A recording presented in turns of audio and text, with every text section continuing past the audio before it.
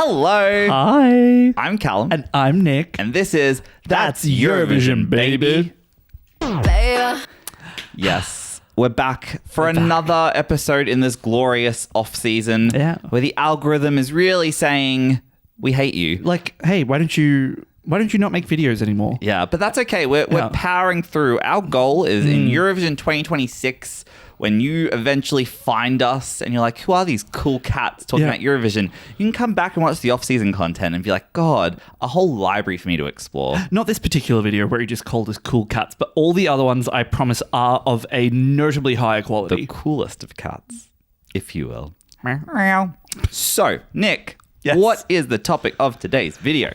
Today, we thought that it would be really nice to have a little bit of a chat. A little bit of that's it. We're just chatting. Just have a little bit of a chat. How are you? Because there are so many songs that get presented to us on a shining silver platter for Eurovision each year.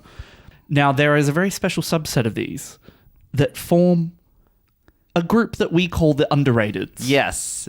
So today's video, we are going to be giving you a list of underrated Eurovision gems. So these are songs that we feel like the Eurovision bubble, the Eurovision zeitgeist has kind of stopped talking about these songs, that you don't see them in day-to-day life anymore. And we want to give them the life they deserve because we genuinely think these are great songs. And so we've picked out a bit of a list for you today that we're going to discuss that we feel like maybe you've forgotten about, maybe you've never even heard of because you weren't a Eurovision fan back then. But we're going to hopefully convert you and maybe give you some extra songs to add to your playlist. But before we jump in, Nick, if you do, guys at home, fellow cool cats at home, Stop. if you do like Eurovision and you want to consume things not just for the small period of time Eurovision's on, but you want to talk all things Eurovision, then please give us a subscribe, like this video. We would like it to re-enter some form of algorithm. Because Goey out here struggling. She is gone. But that's okay. We knew it was going to happen. Yeah. We're very happy with the little community that we've got going, and we appreciate all of your comments. Yes. But the best thing about community is that it grows. We need more.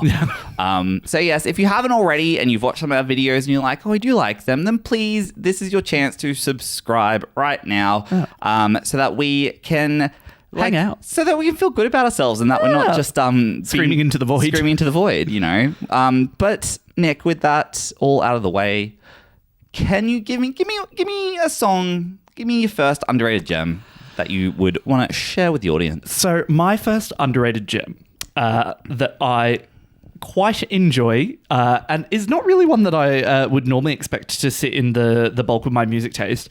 I am bringing to the table a probably very butchered pronunciation of Miss Maja Keuc, who sang the song No One, representing Slovenia in 2011. Yeah, showing you guys that we do know Eurovision songs prior to the 2020s. Yeah. I was going to say prior to the 2010s, but I realized 2011 is technically in the 2010s, but that's fine. Okay.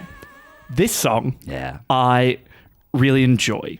I think that it's really fun, and to be fair, there was slim pickings in 2011, as signified by the song that won. Sorry. I think that this song is so fun and so fantastic. First of all, you got a diva in a hot fingerless glove. What more do you want? I may as well just... Callum, what's your one? What's your next one? That's it. Yeah. You got a diva in a hot fingerless glove. You got a key change. You got some jazz snaps with a slightly curled wrist. Some tight choreo and a little bit of... It is extremely fun. It's a little bit silly. It's kind of sexy. She's got pipes. I really enjoy that she's got Tabitha from Tabitha's Salon Takeovers as one of her backup dancers. I think that that's really enjoyable. I'm going to have to look out for that next time. Yeah, I enjoy that she... I actually think that she preceded Pink because Pink was also one of her backing dancers. So it's just nice to see Pink out there getting some airtime. So she had a couple of bleach blonde, sensible short dudes. Like a sensible short backup dude. singers, little hot glove and a raspiness that... When you listen to the live version, you don't hear it as much, but in the recorded version, I dead set thought that when this song comes on shuffle, sometimes I genuinely forget that this song was not written and produced and performed by Anastasia. Because she really got the groove. Is that your Anastasia? That's my Anastasia. I'm out of love, set me free. I keep going, Sure. I always do Cher whenever I do any sort of... You do Trixie Mattel. Yeah. Somebody's like, can you sing like Ariana Grande? I'm like... Yeah. I want it, I got it. My favorite Ariana song. This is a great underrated gem to start off with. And I feel like it's underrated, not so much because I'd say it's underrated because 2011 is sort of a bit of a year that's come and gone.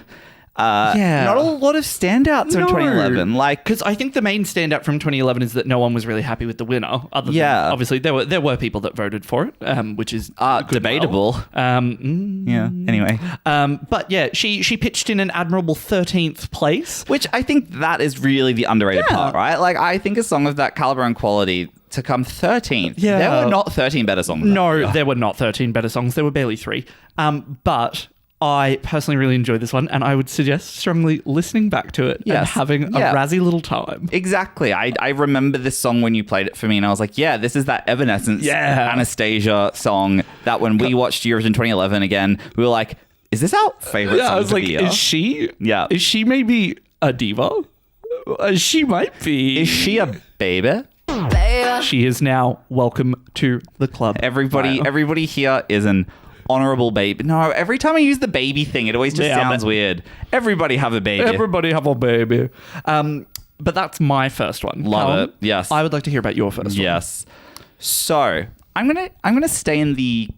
It's not old school, but I'm gonna stay in the sort of. I'm gonna transport myself to where transport you're taking yourself back. Okay. The year is 2007.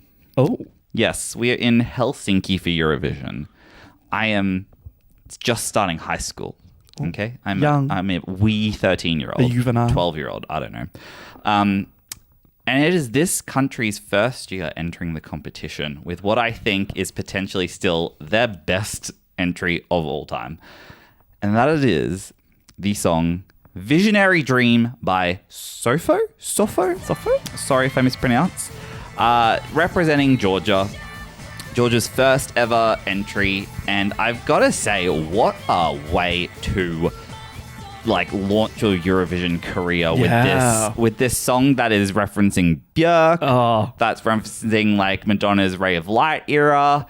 It's a bit weird. It's still cultural. It's kind of, I was saying when I was listening to it before, it reminds me a bit of like Germ from this year. Yeah, okay. In a lot of the ways it's like contemporary but cultural and folky enough, but still very like trying to reference kind of, you know, electronic elements. Yeah. Which, if you've been following the podcast, you know I love. I love when folk and electronic align. That's kind of some of my favorite genre. Yeah. And so this song was on that list for a reason.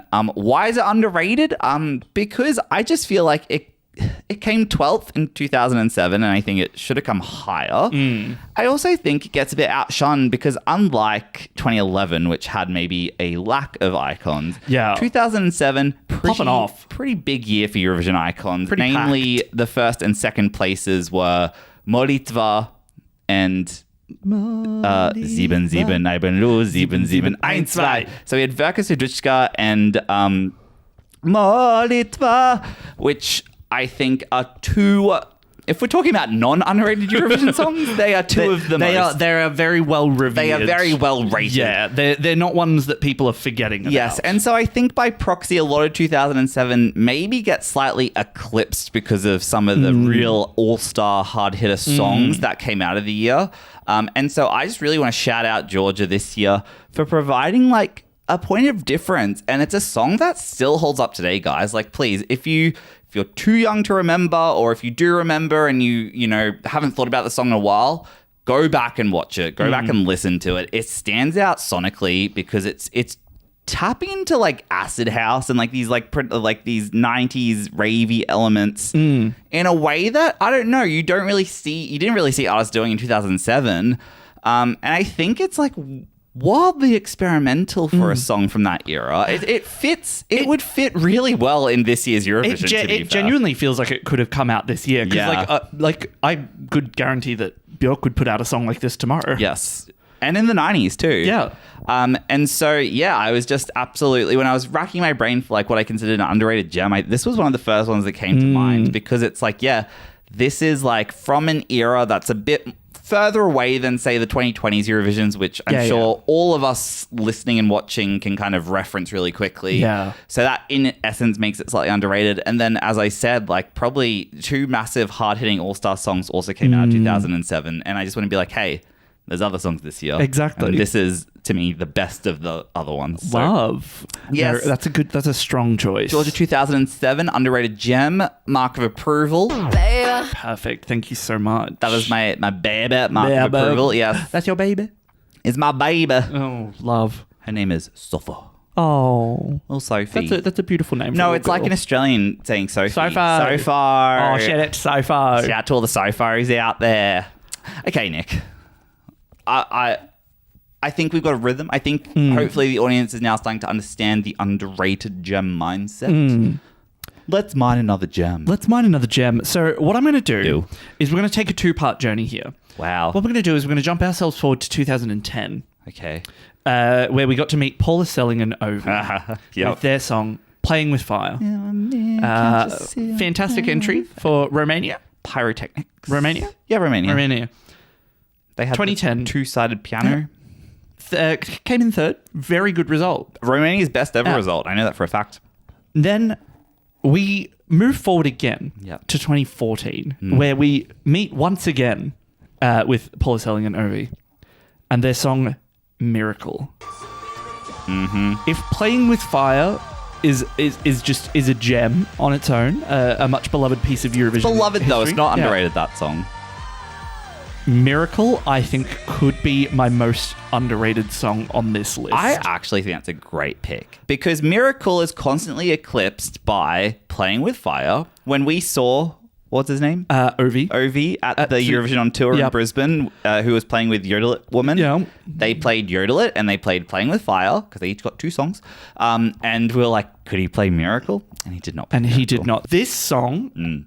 And I'm happy to die on this hill by myself. This song outstrips Playing with Fire to a magnitude of 1,000,000 degrees that I am He's passionate. so baffled when, like, Playing with Fire is so beloved, which I love, and I think that that's fantastic. But when I hear this... Can I put on the critical thinking alert, guys? Yeah. We can say a song is better without thinking the other song is shit. I Remember love that. Yeah. Two things can be true. Exactly. You can prefer one thing and still like the other. Because I still love Playing with Fire, but every time I hear Miracle, I want to throw it back so hard.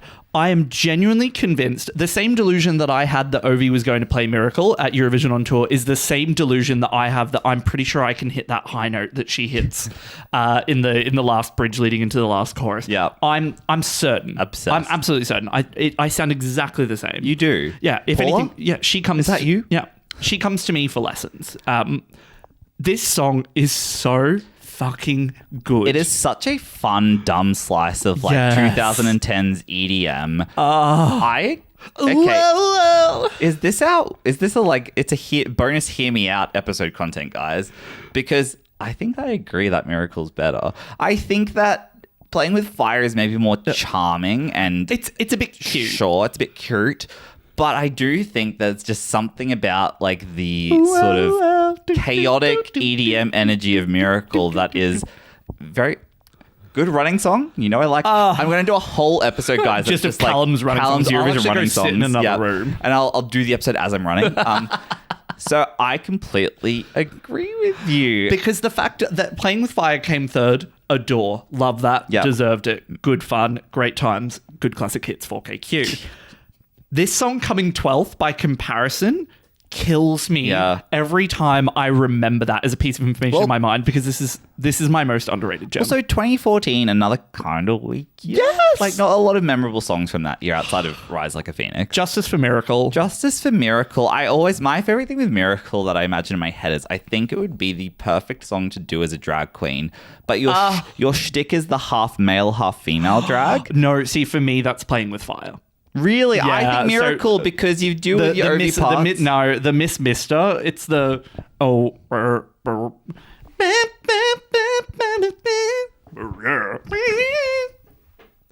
I think I see it more in Miracle because I feel like each each turn gets a verse, and then I also feel like if I was to do the high notes, I would be doing the full Naomi Smalls, like leaning back limbo. Yeah. Oh, You see the vision. But hey, Mr. Drag for Ovi and Paula, like, like make it happen. Put your drag Maybe out. it has happened. Romanian drag queens, is this a thing? Exactly. Like, I'm happy to be forwarded any YouTube clips where that is available because I guys, will watch if it. you find any, actually, let's broaden it. Any drag to a Eurovision song that maybe isn't like Loreen. Not, obviously, Loreen's our favorite artist of all time. So, like, not shade to her. I just mean, like, I've seen drag Loreen before. Like, any just niche Eurovision drag, like, send it to us, please. I want like, I want a bit of Sunstroke Project. Like, I want... drag I Epic want Sax Epic guy. Sax Queen. Yeah. Epic Sax Queen. Yeah. That's going to be your drag name. That's what I want. But, Callum, I need to move on because... He's too heated. I need some time to settle before the next one. So Yeah, you can have your time now. Reclaiming my time. So... we are remaining in the country of Georgia, but we are Original. flashing forward a number of years. I'm kind of scared to say this one. I'm not gonna lie. Oh, is this the one I think? I think you're. Yep.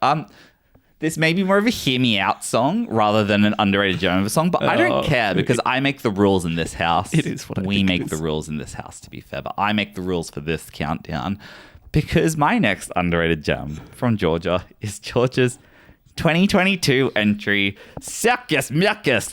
Lock me in. Where do I start? At the end. You have every right to not like this song, but just know that's because you don't understand culture. And that's, like, culture is something you're born with, not something you ever acquire. So I'm sorry that you don't get it.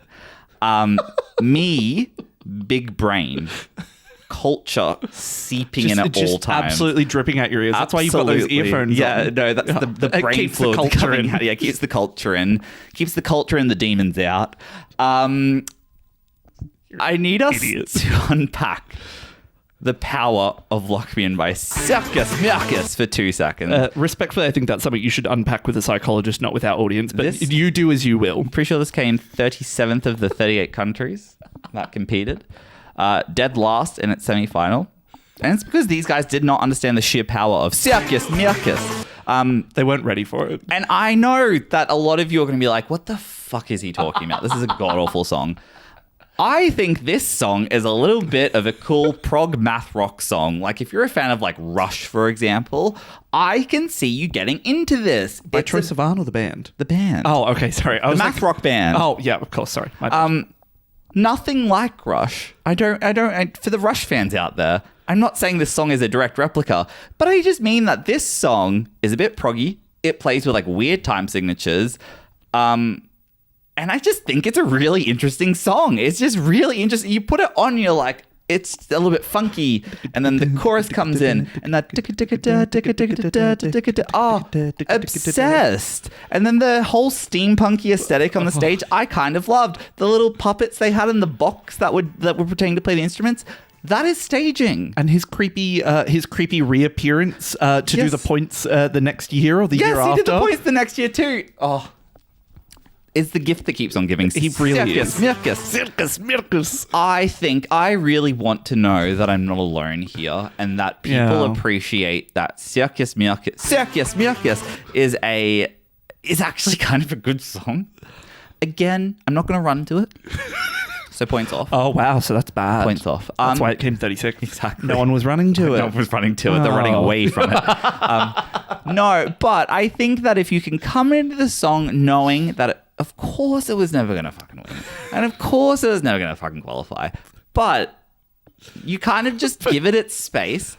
It is a really good song. This has become a hear me out episode rather than like an underrated I feel like gem. you are fighting for your life right now, trying to justify this. I really hope that the comments are all just like, Callum, what are you worried about? Like, this song is universally beloved. So you know what I think, Callum? I think that this particular video of ours is going to be the one that absolutely blows up. We're going to get 10 million views, and there's going to be thousands of comments, and all of them are just going to be Circus Mircus. When Circus Mircus starts following us after this video. It's going to be like each of those comments, like tens of thousands of likes just on the comments from other people standing Circus Mircus. I absolutely love this song, unironically, by the way. I think it is just, interesting, and I think there's actually a lot of really cool production and instrumentation to it. And I think the only problem is the presentation people maybe wrote off as being a bit too jokey and not serious enough. But I actually think it's a really fun song. So anyway, thank you for letting me This is essentially free therapy at this point. Yeah, no, I actually feel better. I feel lighter. Thank you, everyone. But that's enough for me. Nick, give me your next one. So my next one is a potentially controversial choice for a bit of a broad and abstract reason, but I'm going to choose to push ahead anyway. My next underrated gem is Russia's entry from 2021, their final entry before removal from the competition, and that is Manizha with the song Russian Woman. First of all, I completely support the removal of Russia from the competition, and I could not think of a more fitting way for them to exit the competition than with a staunchly kind of anti-Russian song. Yeah, anti-Russian or like anti-Russian government sort of like sure. Pro-Russian culture in a lot of ways. Pro-Russian women, Russian women, queer people, the culture of people that are maybe hidden behind the scenes in these cultures and forced to hide. On top of that, this song is just a straight A-grade absolute banger. I adore this song. Everything about it. Her little oh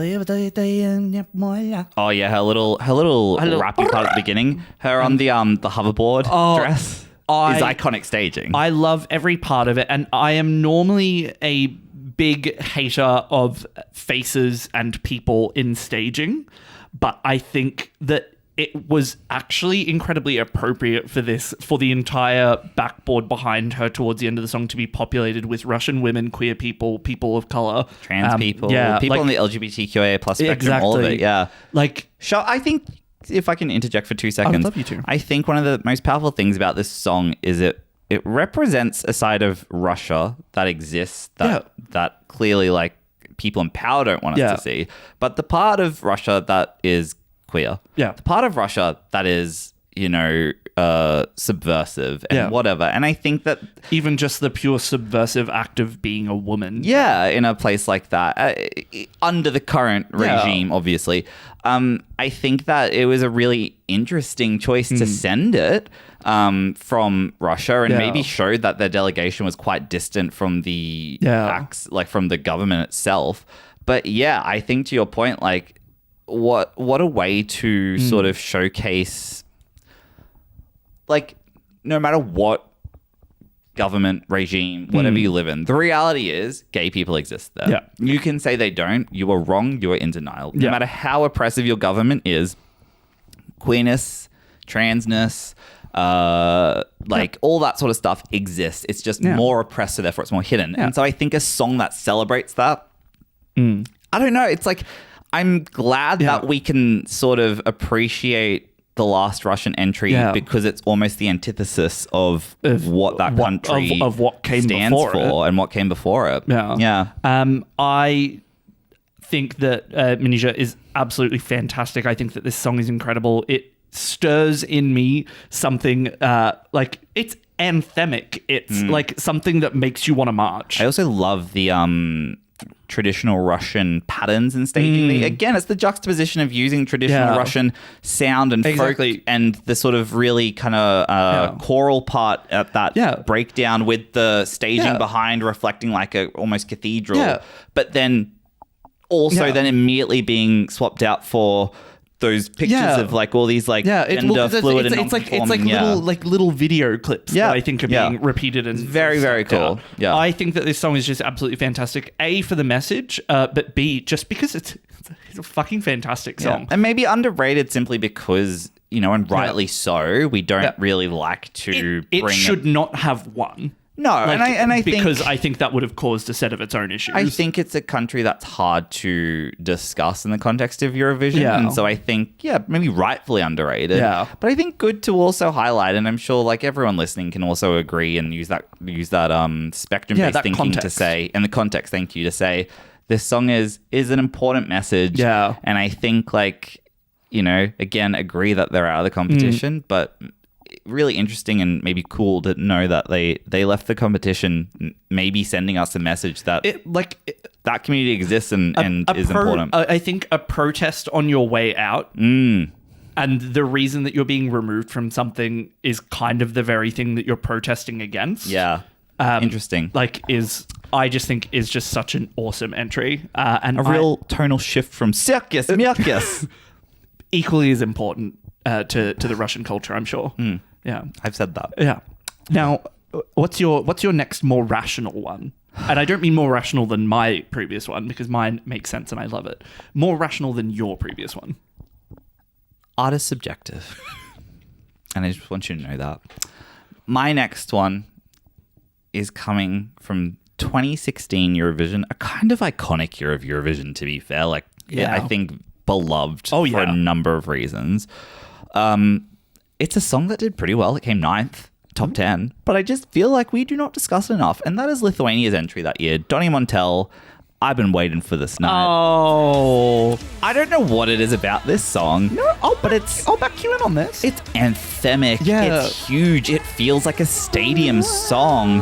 Donny's charisma during that song is incredible. I feel like it's just got this sense of scale to it that, I don't know, I just feel like the song explodes and it's performed really well. And I love Donny's glow up from being this little suited blindfolded diva.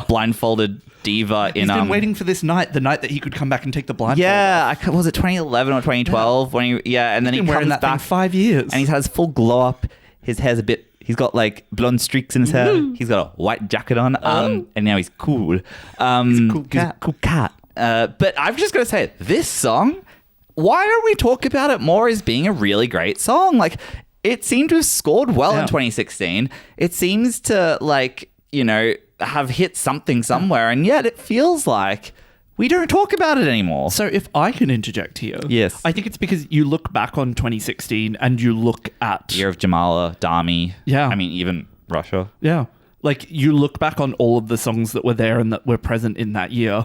I think that there's probably a lot of other songs. You get your winners that are remembered for winning. Yeah. You get your ones that are remembered for getting close but being robbed. You're joking. Should have been higher. Exactly. Yeah. But then you probably get people like your Donnies who performed exceptionally well, but just get lost. Get lost in that noise. I think it's one of those things where 10 years on, even the higher place songs start to become more and more lost. Yeah. And it's a shame because I just think this song it feels so anthemic, and I don't know, it just feels really really fun, epic to listen to this day. You want to turn it up and just yell it out a car window or something. And I just think I haven't heard anybody talk about it since 2016. Literally, I haven't seen it in a single ESC Gabe essay. Yeah. I've not seen it in a single Twitter rant. I've not seen it in any Spotify playlists. I'm guys, can we bring this song back into the zeitgeist, please? I feel like every now and then you may get the occasional reference of a bit of a Love is Blind, but that's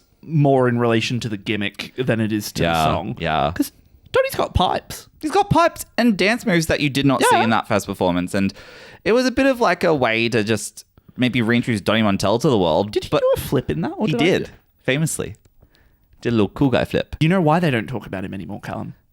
Because he came back 9 years later as Benson Boone.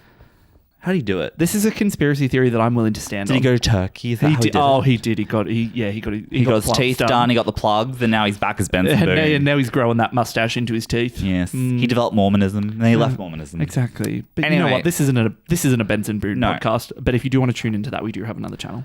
So it's your next underrated gem. What's it going to be? My next underrated gem that I'll be carrying into this week's episode. Yes. Is going to be.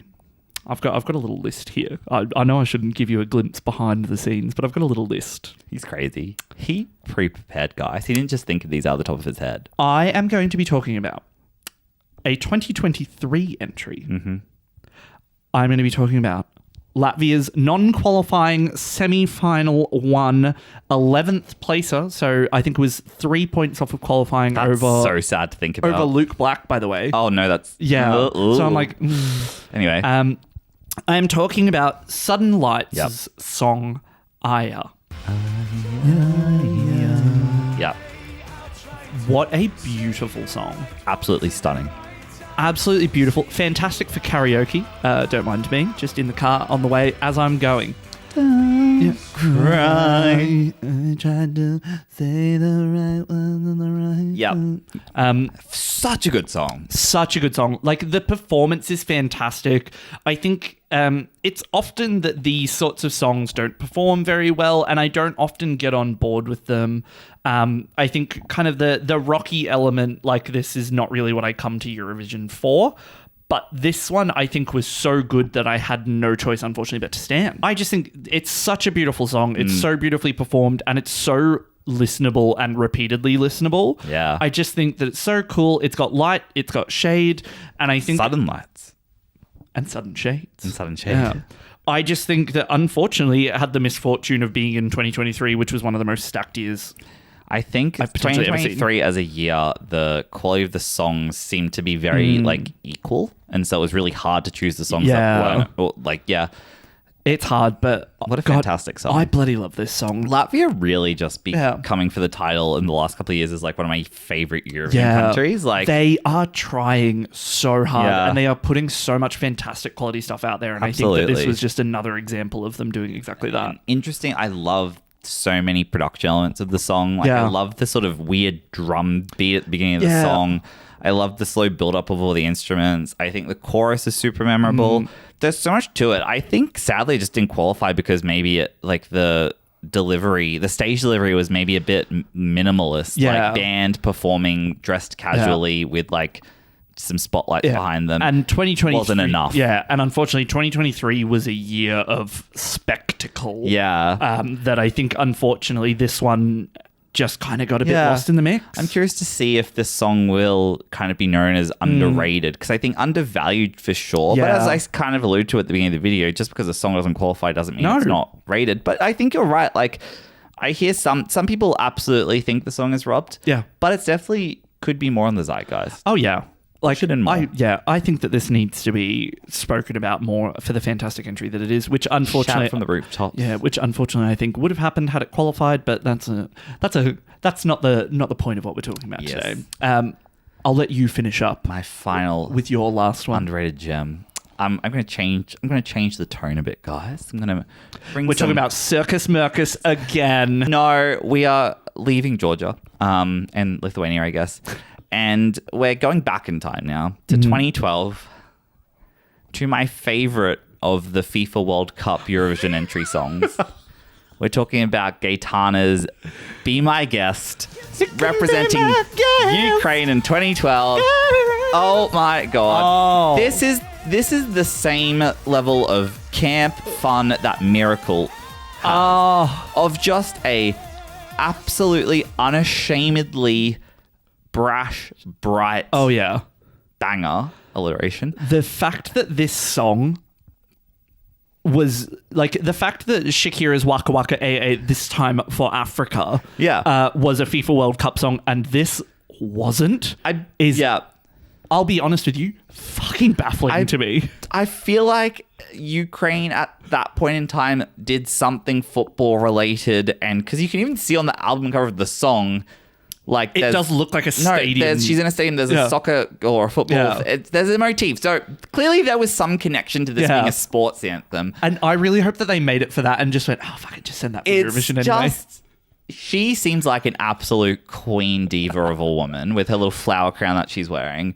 This song, is it going to win awards for songwriting? No. Production? No. Staging? Also no. But is it going to win awards for just sheer unbridled... for being a shit hot bop? For just being a shit hot bop? Absolutely. Because this song, to me, is if someone bottled the concept of joy, that's this song. I'm just happy instantly when I hear this song. Hear me out. I don't know why, but every time I hear this song... I feel like the person that is singing this song, the person that embodies the energy of this song is Senhit from San Marino. I see it for you. If it was Mask Off and it was revealed that she sang this song, I think she perfectly captures every part of the energy of that song. I do see it. Yeah. But why detract from Gaitana's iconic I have no presence herself. I have no interest in detracting from Gaitana. I would love to see them come and do a duet together in this song. Absolutely. I just feel like it's just such a bright, bubbly song. And like, it's not that serious. And I think that like this again, people. I love her. I love it. I love listening to it. And I feel like just for all the camp Eurovision bops, it just never ends up in the wash. And I'm like, guys, what are we doing? How is this not played at every Eurovision party? Why is this not played on like all those really like campy pop and like, you know, when you with the Circus Aduchkas and the sort of Ovi or like Playing with Fires. Yeah. Like this song fits in that world so well. Oh, this back to back with Dancing Lasha Tumbai. Absolutely. Ukraine is make it work. Problem is Ukraine just does every genre well. Yeah. If Ukraine commits to doing a genre of music at Eurovision, they're going to do it better than anyone else. If Ukraine says this year we're having fun, it's gonna be funner than everyone else. Oh yeah, and I just think like that is why Ukraine is probably the best at Eurovision. Objectively, Sweden, Ukraine, sure, the blue and yellows. Yeah, but the reason why they're objectively the best is because if they want to have fun, they're taking us to that soccer stadium, football stadium. Sorry for the Europeans. Oh no, you did it. I know the football. You said the forbidden word. The world's game. The world's gay. Now hold on. That's what she would want. Yeah. Gaitana. I'm going to laugh if it's pronounced like Gaitana. I think it could be pronounced Gaitana. And don't correct us, please. But yes, that is the last one of the underrated gems. What a note to end on. Volume 1. Hopefully we can do more volumes of this because I have... because there are so many underrated Eurovision songs. And I think as time goes on, we just want to honor the songs from certain periods of Eurovision that brought us joy, that brought us quality, that brought us... Circus Mircus. Circus Mircus.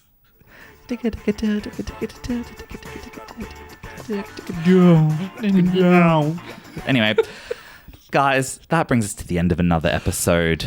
Don't forget to like and subscribe. Yeah, if you got to the end of this, if you endured this and said, hey, sure, then give us your charity. We don't ask for money yet.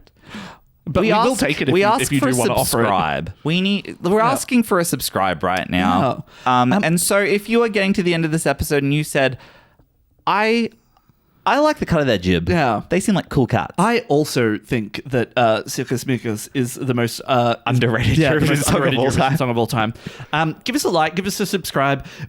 If you feel sexy, comfortable, and confident, share the podcast with someone that you know and that you love. Share it with someone that you hate. Share it with Jesus. Sure. Probably loves a pod. I'd say he loves the pod. Got a bit of time. I'd say he loves Eurovision. I reckon he would love Eurovision. He would love Eurovision. Yeah. Anyway, that's enough blasphemy on the pod, probably. Nah. But yeah, thank you so much, as always, for joining us, everybody. Yes. We look forward to seeing whatever steaming pile of nonsense. Eurovision off-season of garbage that we'll be delivering to you next adjacent week. Trash. Where we'll be ranking... each one of the 10 nails that Hannah Waddingham wore on her hands in 2023. We will be Fingers ranking... crossed, left ring finger is number 1. We're not sure just yet. We will be ranking the Russian grannies in terms of hotness. Yes. Stay tuned. Yes. It's the short one for me. Nah, it's joint first. Yeah. Anyway, guys, thank you again. So much for joining us. We'll talk to you soon. Bye. Bye. Fuck me.